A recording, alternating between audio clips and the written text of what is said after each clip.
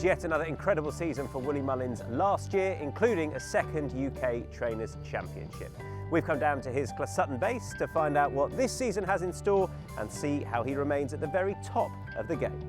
The last 2 seasons coming into Aintree, we made a point of having a good go at Aintree. Normally I would hold back and wait for Punchestown. But because we had, the previous year, I Am Maximus was favourite to the National, so I said, if we win the National and we haven't something to back it up, we're not going to win the Championship. So we made a point of going for Aintree. But we had to commit all those horses before the Grand National, because the Grand National was on the last day, obviously. And if we did everything and then you didn't win the National, well, we would have said maybe for nothing. But however, Aintree has grown so much. You know, the executive in Aintree, you know, deserve a huge pat on the back. I think they've grown. Is there something ridiculous like 8 or 9 Grade 1s, I think, that weekend? And the prize money that they have and the way they've kept the National and nurtured it, and we have £1 million Grand National. And so we're probably focusing on Aintree more now than we used to. And that's working, you know, so hopefully we'll do the same this year. You're going to make more of a steady attack on UK Start shores. Earlier, yeah. Start earlier. Is that the case, or is that are we overplaying that? I did say to our guys we might have a few horses ready for the Coral Cup in Newbury, and then I think we were going to have something for the Fighting Fifth, and the King George. You know, we obviously have 2 or 3 that could go there. So Tingle Creek.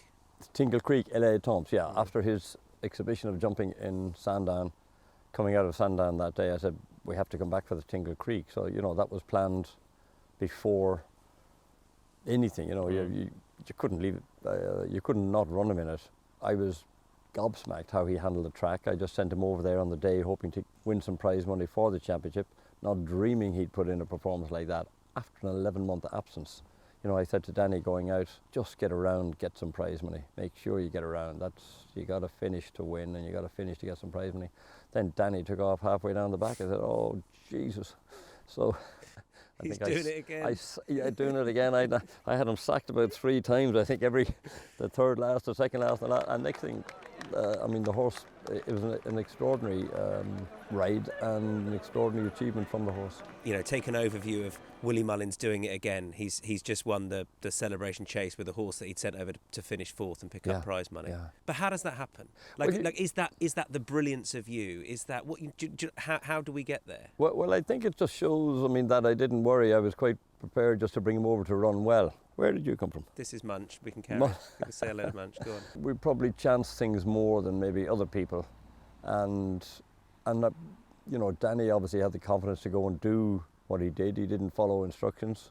He felt his horse was going well, and he took a chance and let the horse tell him how he was galloping, and it worked.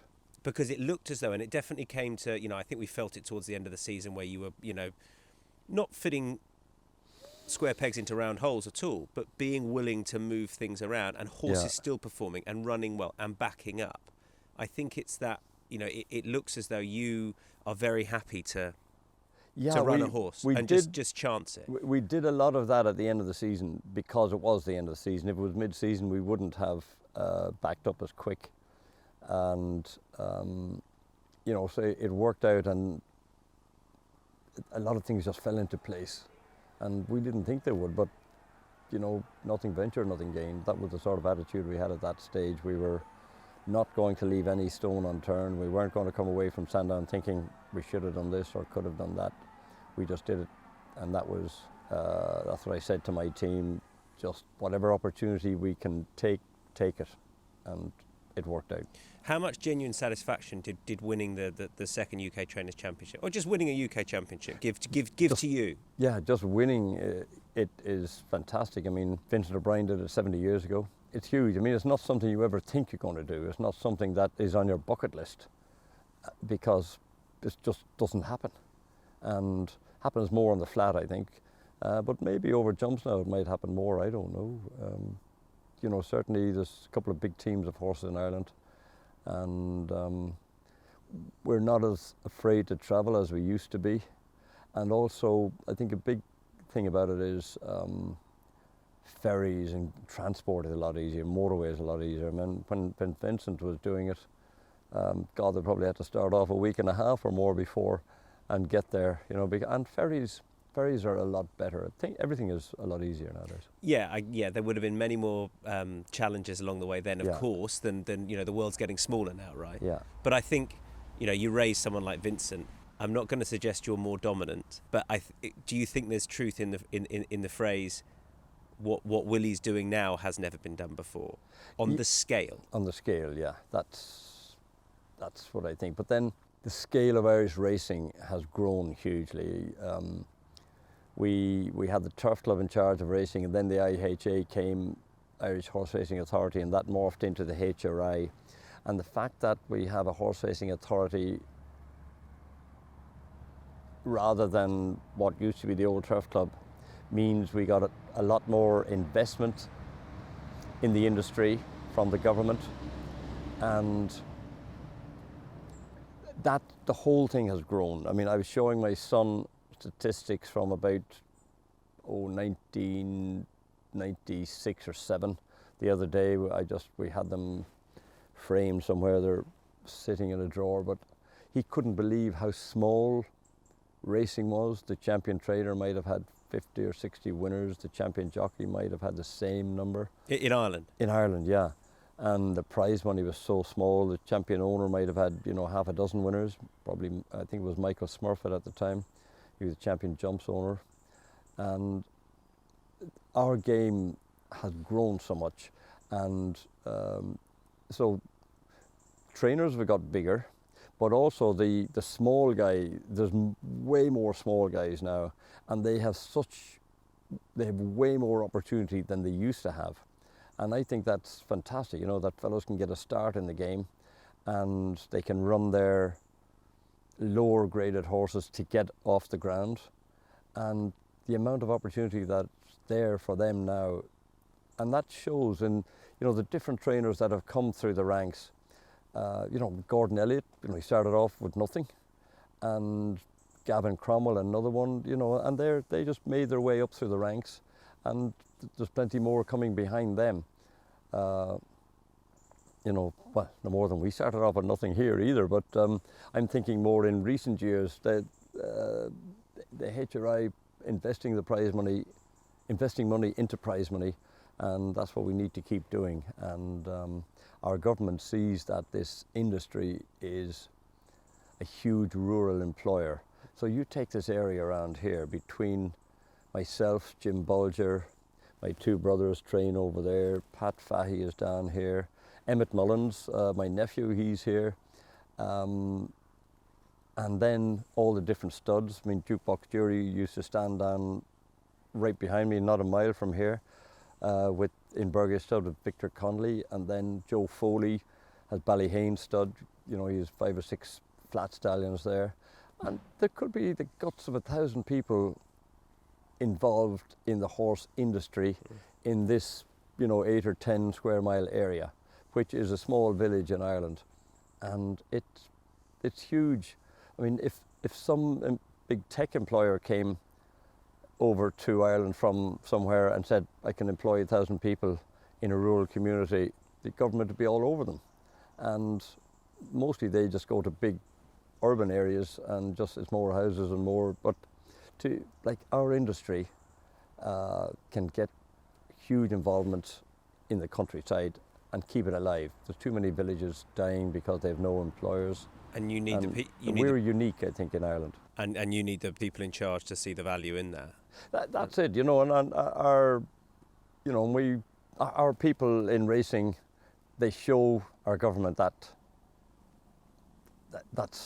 the advantage of what the breeding industry, the racing industry is a shop window for the breeding industry, and you know the whole thing is huge when it's all put together. How do you assess the level of dominance over here that, you know, we perceive the Irish dominance, Ireland getting their hands on the best horses, etc.? Do you feel that's the case, or is it not as simple as that? Yeah, I mean, is Ireland just breeding the best? The Celtic Tiger was a huge help getting money into Ireland. Lots of people made lots of money. I know lots of people got broke out of it, but it lifted everything. and people got used to having nice horses, and that thankfully has continued. So before that, people, and that's how I used to make my money. You know, I go to the store sales, buy 15, 20 store horses, and you try and win with them and sell them, or sell them before they'd win. And most of them would end up in England because, you know, the big players would come across and just buy the horses like they do with the point-to-point system now. And but fortunately, we have enough prize money to keep the horses here now, that the owners can see a value in keeping them here, and that they're good enough to compete, go back to Cheltenham as well, go back to Royal Ascot, wherever, you know, classics. And I think it's just, thing has turned around. There's a real sense of keep your foot down, like on the throttle. We are not standing still at all. No. I think, you know, when you stand still, you go backwards. There's no such thing as standing still. You keep moving. And to me, the best analogy is looking at Premiership football teams. The minute they stop buying, when they think they've all the players, they fall off the cliff, don't they? I don't follow it too much, but that's what I can see happen. You know, you've got to. You have a team that's just won everything, yeah. But you still change it. Yeah, and you've got to keep reinvesting. Yeah, and that's what you're doing. And changing things and hope that the changes you make are good ones. You know, there's some years we made changes and backfired on us, but you learn to drop those changes quickly and move on to the next thing. Does that mean more horses? So does that mean a bigger number of horses or not? I think I have enough at the moment. I don't. All the boxes are full, right? Yeah, I don't want any. I mean, I never refuse a horse, but we're very happy where we are. But like any good team, you've got to keep changing the players, don't you? You know, so horses get older from year to year, so you got to have young stock coming in. And how on earth do you manage the guts of 200 plus horses? Yeah, there'll be just about that. Yeah. I mean, I've got a great team. So you see, Patrick is there, and you saw him working away this morning. If I disappear, he'll take over this minute. David Casey is there. Ruby comes down a few mornings a week. Then I've got Dick Dowling, David Porter, my head men. They'd stand in. So, and all the staff are very good as well. They just know what each horse is doing, and they can cope as well. So it's, as I say, just decide, delegate, and then disappear, and they move on. And then there's bigger decisions that we make. David Casey, then he does a lot of the planning, but he knows the way I think, because he's been with me so long. I mean, we've probably got a bit of a perfect storm here, because all the people that are here 20 more or more years. So they know the way the system works, or that we like to work it, and they just keep doing it every year, and we, so that it works. There's a sense of calmness and efficiency. Now, there's a lot of horses around on the Gallop, I know, but I get the sense that everything has grown and been planned with great efficiency and accuracy. From having the logs for the wood chip Gallop here to the way that you've manufactured the Gallop to grow, to make the business run as efficiently as possible. Yes, we've learned the hard way. If you grow too quick, sometimes you go backwards. I mean, I built other barns other years when we were smaller, and I thought, wow, okay, instead of having maybe 20 winners next year, with an extra 10 barns, we're going to have an extra 10 winners, an extra 10 stables, we'll have an extra 10 winners. And sometimes it went up and down, and you learn to not grow as quickly as you think you can. You need to do it steadier and get the basics right, get the staff right, get the model of working right, and then you can grow and grow steady. Was there a significant change 10 or so years ago in a type of horse or anything you did? Because the Gold Cup horses and the Champion Chase horses were arriving. There was a time when it was, there were Grade 1 novice hurdlers and a plenty, but they weren't necessarily going on to win your open chases. Yeah. What happened? I think, there's various different things that get you up another step in the ladder, and sometimes they're client related, sometimes they're horse related. Maybe having our first winner in Cheltenham, and then coming along the following, we had the second winner, and then the third year we had Florida Pearl with Archie O'Leary, who was a great owner in the stable. And that brought us up to another level. People could see that we could train steeplechasers, Grade 1 steeplechasers. And then I suppose I met Richie, and Rich's involvement in the stable was huge. It lifted us up another level. He invested the type of money on a bigger scale than we had been used to, and bought some really nice horses. And then other people came in, and we probably had a lot more people to invest in the type of horses that trainers would like to buy, and they worked out. Not all of them worked out, and they don't always work out, but we probably just, we had more investment in the yard, and that's a big thing.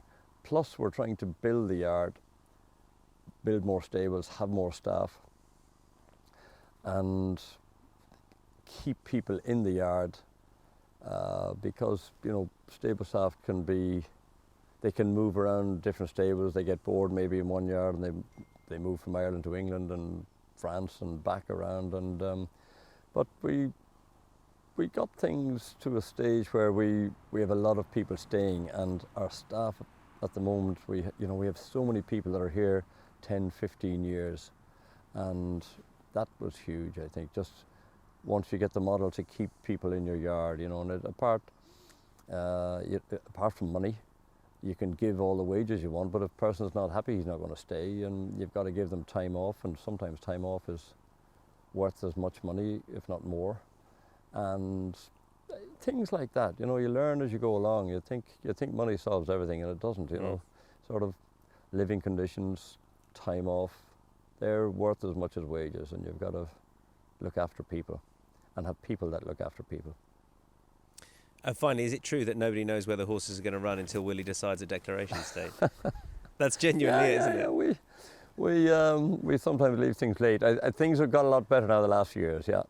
There's a romance in that, to watch on from that. Well, I always think don't shoot yourself in the foot by nominating a race that you can't win. You thought you could win it 3 weeks or 4 weeks ago, and then things changed in the last minute.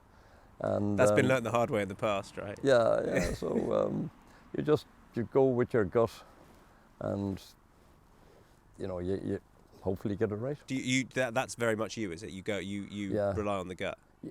Gut, and also information. I got a great team of people there, and they would know more about the form of the horses, and my jockeys especially. They'd know more about the form of the opposition than I would. So I listen to them.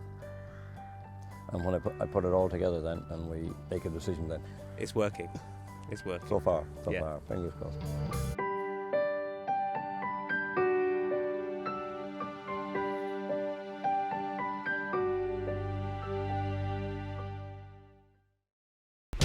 Watch live racing now on racingtv.com.